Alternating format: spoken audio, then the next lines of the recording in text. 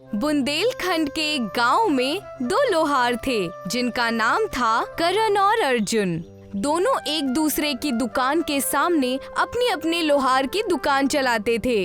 वैसे तो दोनों एक समय पर दोस्त थे, लेकिन गरीबी की हालातों की वजह से दोनों अपनी अपनी दुकान खोलकर लोहार का काम किया करते थे।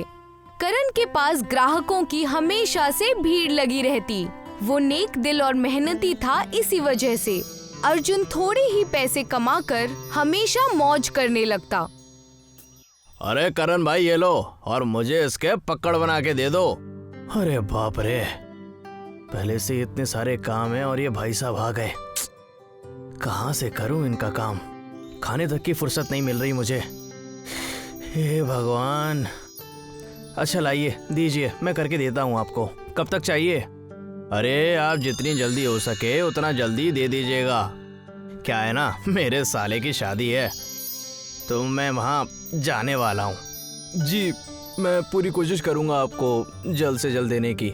करण दिन रात लोहार का काम किया करता और हमेशा अपने काम में मशगूल रहता। एक दिन, हे लक्ष्मी माँ, कई लोगों के सामान देने हैं, पूरा काम बाकी है, कृपया करके कोई तरकीब बताइए जिससे सबके काम हो जाएं। दिन रात मेहनत करके भी सारे काम पूरे नहीं हो रहे हैं। कई दिनों से 2 वक्त का खाना भी नसीब नहीं हो रहा है।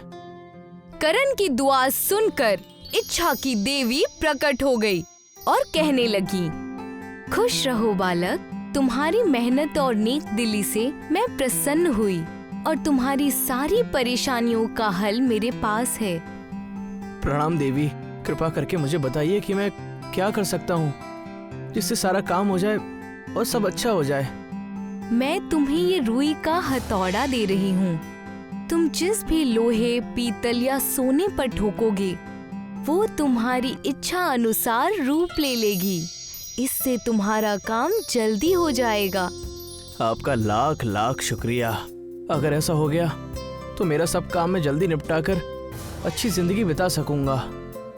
बस ये याद रहे कि ये बात अगर किसी को पता चली तो इस रुई के हथौड़े में आग लग जाएगी और तुम्हारा सारा काम चौपट हो जाएगा। जी, ये बात मैं समझ गया।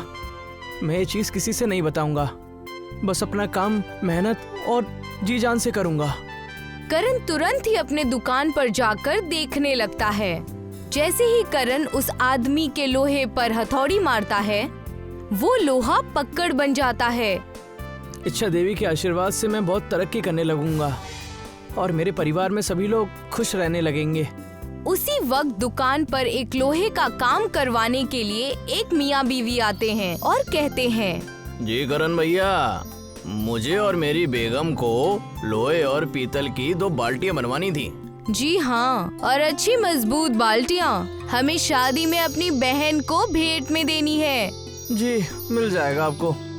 आप आकर 1 घंटे में लेकर चले जाइए। अच्छी टिकाऊ और मजबूत बाल्टी मैं आपको दे दूंगा, ठीक है?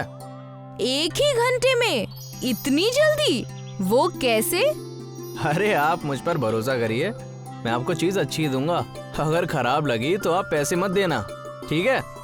दोनों मियाँ बीवी के जाते ही करण ने जादुई रुई के हथौड़े से ख्वाहिश की और हथौड़े से लोहे पर मारा। लोहा देखते ही देखते बाल्टी के रूप में आ गया। लोहे की बाल्टी तैयार हो गई। कुछ ही वक्त बाद जब दोनों मियाँ बीवी ने आकर बाल्टी देखी तो दोनों दंग रह गए। अरे वाह, ये तो बेहद मजबूत बनाया है आपने। वजन भी है। ये इतनी जल्दी कैसे बना लिया आपने? मुझे तो यकीन ही नहीं हो रहा है। आप कोई जादूगर हैं, लोहार नहीं। मेरी बहन बहुत खुश हो जाएगी ये बाल्टी देखकर। अरे मैं पूरे गांव में तुम्हारी तारीफ करूंगा। वाकई में तुम्हें बहुत अच्छी कारीगरी आती है, देखकर मजा आ गया। करण की दुकान चलने की वजह से अर्जुन की बची खुची दुकान भी पूरी तरह से बंद हो गई। हाँ, जरूर कोई ना कोई बात है, वरना ये करण का बच्चा इतनी जल्दी कैसे सामान दे सकता है। भोंदू कहीं का, मैं जाकर पता करता हूँ। क्यों करण भाई, क्या हाल चाल है? सब ठीक तो है ना? बस सब ठीक, तुम बताओ तुम्हारा धंधा कैसा चल रहा है? अरे धंधा कहाँ चल रहा है, सारे ग्राहक तुमने जो अपनी तरफ कर लिए हैं। अर्जुन के इतना कहते ही वहाँ पर एक आदमी आकर कहता है, जी करण भैया, आपके बारे में हमने बहुत सुना है। आपने जिनकी बाल्टी बनाई थी, हम उन्हीं के रिश्तेदार हैं और हम चाहते हैं कि आप हमारे लिए पीतल का हांडा बना कर दे। जी, आप शाम को आकर मुझसे आकर ले जाइएगा। थोड़े से एडवांस पैसे देकर वो आदमी करण के लोहे के दुकान से चला जाता है। अरे शाम तक कहाँ से अंडा बना लोगे? जरूर तुम मुझसे कुछ छुपा रहे हो, वरना लोहार तो मैं भी हूँ, वरना एक दिन में पीतल का हांडा बनना नामुमकिन है। अरे सब इच्छा देवी की कृपा है मुझ पर, तुम समझ नहीं पाओगे। अर्जुन करण से बात कर ही रहा था कि उसकी नजर रुई के हथौड़े पर पड़ी। ये क्या है? रुई का हथौड़ा? इससे क्या होता है? जैसे ही अर्जुन ने सवाल पूछा, करण ने रुई का हथौड़ा छुपा दिया। अब अर्जुन को शक हो गया। हो ना हो, इस हथौड़े में कुछ तो बात है, तभी मुझसे छुपाकर निकल गया। अरे करण भाई, तुम्हारी दुकान पर इतने वक्त बाद आया हूँ, जरा चाय या पानी तो पिलाओ। अरे ये भी कोई पूछने की बात है? रुको, मैं पानी और चाय दोनों लेकर आया। करण के जाते ही अर्जुन रुई का हथौड़ा लेकर भाग जाता है। अरे अर्जुन कहाँ गए? मेरा हथौड़ा, मेरा हथौड़ा, अरे रुई का हथौड़ा। जरूर वो उस अर्जुन का काम है, वही लेकर भागा होगा। अर्जुन रुई के हथौड़े को दूर ले जाकर देखता है। ये रुई का हथौड़ा जरूर जादुई है। मेरे पास ये लोहे की अंगूठी है, इस पर मार कर देखता हूँ। लोहे की अंगूठी पर हथौड़ा मारता है, उसका पूरा हाथ लोहे का हो जाता है। अरे ये क्या हो गया? मेरा हाथ लोहे का हो गया। बचाओ बचाओ बचाओ, ये कैसे हो गया? अब मैं क्या करूं? अर्जुन भागकर करण के पास जाता है। अरे बचाओ करण भाई, इस हथौड़े की वजह से मेरा हाथ लोहे का हो गया। मैंने अपने हाथ में रुई की हथौड़ी मार ली। करण अर्जुन को रोता देख इच्छा की देवी को प्रार्थना करके बुलाता है। हे इच्छा देवी, कृपा कर, दर्शन दे, कृपा करें। बोलो वत्स, क्या परेशानी है?